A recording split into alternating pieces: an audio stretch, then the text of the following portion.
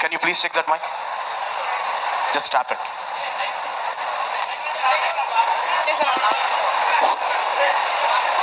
చెప్పండి, అడగండి. వేదికను అలంకరించిన పెద్దలకు నా ధన్యవాదాలు తెలియజేస్తూ ఉన్నాను. నా పేరు సుమన్ నలుకుర్తి. నేను 2025 మెగా డిఎస్సిలో స్కూల్ అసిస్టెంట్ విభాగంలో జిల్లా 2వ ర్యాంకు సాధించాను. మొదటిగా 2025 మెగా డిఎస్సి నిర్వహించిన కూటమి ప్రభుత్వానికి నా హృదయపూర్వక ధన్యవాదాలు తెలియజేస్తున్నాను. మరి ఈ యొక్క సమయంలో నేను గౌరవ విద్యాశాఖ మంత్రులు శ్రీ నారా లోకేష్ గారికి ఒక ప్రశ్న అడగాలనుకుంటున్నాను. సార్, మీరు ఆంధ్రప్రదేశ్ యువతకు 20 లక్షల ఉద్యోగాల కల్పనకు మీరు వాగ్దానం చేసి ఉన్నారు సార్. మరి ఆ యొక్క అచీవ్మెంట్ని సాధించడానికి మీ ప్రశ్నకు సమాధానం చెప్పడానికి sir himself is coming to you. Put your hands together.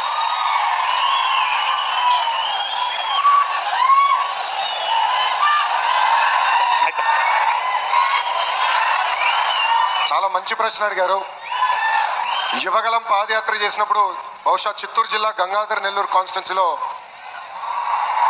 Night halt ముందులో చివరి గ్రామానికి వెళ్ళా. ఆ గ్రామానికి వెళ్ళినప్పుడు మోహన్ అని ఒక తల్లి కూర్చుని బోండాలు వేస్తుంది.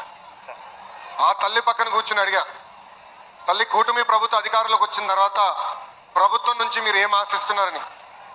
అయ్యా, గత 30 సంవత్సరాలుగా రూపాయి జమ చేర్చి మా పిల్లల్ని బాగా చదివించా, మద్యంకి భర్త పోగొట్టుకున్నా, వాళ్ళిద్దరికి ఉద్యోగాలు కల్పించండి నాకు చాలు అని చెప్పారు.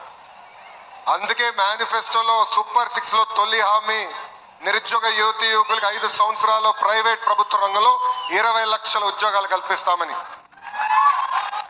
దానికి 3 ఉన్నాయి. మన దగ్గర ఒక విజనరీ నాయకుడు ఉన్నాడు, అది మన గౌరవ ముఖ్యమంత్రి చంద్రబాబు నాయుడు గారు. ఆయనకి ట్రాక్ రికార్డ్ ఉంది. పెట్టుబడులు ఎట్ట తీసుకురావాలో ఆయనకు తెలుసు, క్లస్టర్ బేస్డ్ డెవలప్మెంట్ ఎట్ట చేయాలో తెలుసు. అది మనకున్న అతిపెద్ద ఆయుధం. రెండోది స్పీడ్ ఆఫ్ డూయింగ్ బిజినెస్. ఈరోజు ఇతర రాష్ట్రాలతో పోటీ పడుతున్నాం. దక్షిణ భారతదేశంలో ఏ రాష్ట్రం రాని విధంగా 10 లక్షల కోట్లు పెట్టుబడులు పెట్టడానికి మనం ఒప్పందాలు చేసుకున్నాం. ఈ 5 సంవత్సరాల గ్రౌండ్ చేసి కనీసం 10 లక్షల మందికి ఉద్యోగాలు కూడా కల్పించే బాధ్యత మన ప్రభుత్వం తీసుకుంటుంది. మూడోది, కొత్త రాష్ట్రం మంది మన ఇంటాం స్టార్టప్ కంపెనీలని. ఆ స్టార్టప్ కంపెనీలు ఎందుకు సక్సెస్ అవుతాయి? వాళ్ళకు కసి ఉంటుంది, ఆకలి ఉంటుంది సక్సెస్ చేయాలని.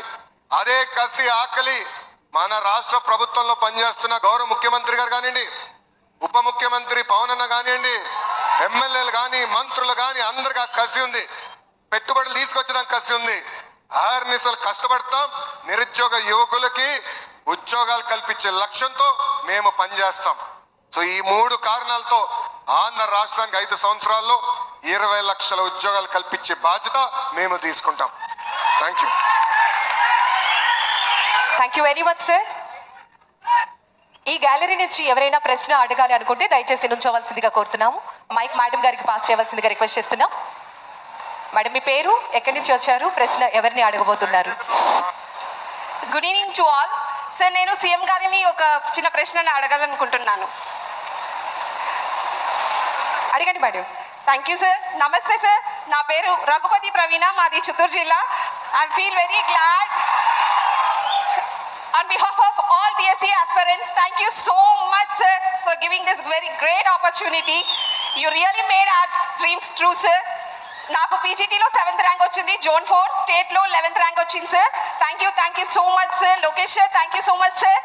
సార్, ప్రశ్న ఏంటంటే, మీరు ముఖ్యమంత్రిగా బాధ్యతలు స్వీకరించాక మీ మొదటి సంతకం మెగా డిఎస్సి ఫైల్ మీద ఎందుకు పెట్టాలనుకుంటున్నారు? పెట్టారు, సారీ. ఓకే, మిమ్మల్ని అందరినీ చూస్తామంటే చాలా మీటింగ్లు పెట్టాను నా జీవితంలో. చాలా పనులు కూడా చేశాను. కానీ ఈరోజు మీ అందరి ఆనందం చూస్తూ ఉంటే మీ అందరికంటే నాకు ఎక్కువ ఆనందంగా ఉంది. మీ ముఖాల్లో ఆనందం చూడాలనుకున్నాను, అది ఈరోజు సాధ్యపడింది. ఇప్పుడే చిత్తూరు జిల్లా నా సొంత జిల్లా. కంగ్రాచులేషన్స్, మంచి పర్ఫార్మెన్స్ చేశారు. నేను 5 సంవత్సరాలు ప్రతిపక్షంలో ఉన్నప్పుడు ఒక్క టీచర్ని నియమించలేదు. నియమించకుండా క్వాలిటీ ఆఫ్ ఎడ్యుకేషన్ పెరిగిపోయిందని తప్పుడు ప్రచారం మొదలుపెట్టారు. నేను ముఖ్యమంత్రి అయిన మొదటి సంవత్సరం నుంచి విద్య పైన శ్రద్ధ పెట్టాను. విద్య పైన శ్రద్ధ పెట్టి ఆ రోజు ఎక్కడికి పోయినా తల్లిదండ్రులకు చెప్పేవాడిని, మీ పిల్లల్ని బాగా చదివించండి, ఎంత ఆస్తి ఇస్తారో అది ముఖ్యం కాదు, కానీ ఏ విధంగా మీరు మంచి చదువు చెప్పిస్తే మీ పిల్లలు మీరిచ్చే ఆస్తి కంటే 1000 రెట్లు ఎక్కువ సంపాదించే నాలెడ్జ్ వస్తుందని చెప్పాను. నేను ఆ రోజు చాలా మందికి చెప్పాను ఐటీ చదవమని. కొంతమంది నా మీద నమ్మకం పెట్టుకున్నారు. గ్రామాల నుంచి టౌన్లోకి వచ్చారు, టౌన్లోకి వచ్చి చదివించారు పిల్లల్ని. ఈ రోజు నేను గర్వంగా చెప్తున్నా, ఇది 100 సంవత్సరాల చరిత్ర కాదు, 25 సంవత్సరాల చరిత్ర. నేను ఆ రోజు చెప్పినప్పుడు చదువుకున్న వాళ్ళు ప్రపంచమంతా వెళ్ళి అందరికంటే ఎక్కువ ఆదాయం సంపాదించి మళ్ళీ తల్లిదండ్రులకు డబ్బులు పంపిస్తున్నారు. ఒక్క ఎడ్యుకేషన్, ఒకే ఒక పబ్లిక్ పాలసీ. ఇక్కడ ఉండే టీచర్లు ఇక్కడ కొత్తగా వచ్చారు మీరందరూ. ఈరోజు మీరందరూ గుర్తుపెట్టుకోవాలి, ఈ రాష్ట్రంలో అందరూ ముఖ్యమంత్రులు ఎంతమంది ఉద్యోగాలు ఇచ్చారో అన్ని ఉద్యోగాలు నేను ఒక్కడనే ఇచ్చానని చెప్పి కూడా నేను మీ అందరికీ తెలియజేస్తున్నా. ఏ విషయంలో అశ్రద్ధ చూపాం కానీ టీచర్స్ విషయంలో నేను ఎప్పుడూ అశ్రద్ధ చూపేయలేదు. దానికి కారణం మన పిల్లల భవిష్యత్తు. ఈరోజు ఇక్కడ కొంతమంది మాట్లాడారు, వాళ్ళ ఏవిఎంలు చూసాం, వాళ్ళ హిస్టరీ కూడా మనం చూస్తే ఎన్ని కష్టాలు పడ్డారో వాళ్ళు 6 మంది చెప్పారు. కానీ ఈ 16,000 మంది చరిత్ర కూడా అదే నమూనాలో ఉంది. అవునా కాదా అని మిమ్మల్ని అందరిని అడుగుతున్నా.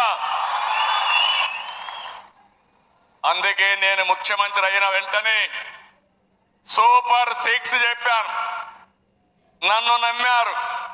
అందులో మొదటి సూపర్ 6 ఉద్యోగాలు, మెగా డిఎస్సి. అందరూ అన్నారు సాధ్యమా?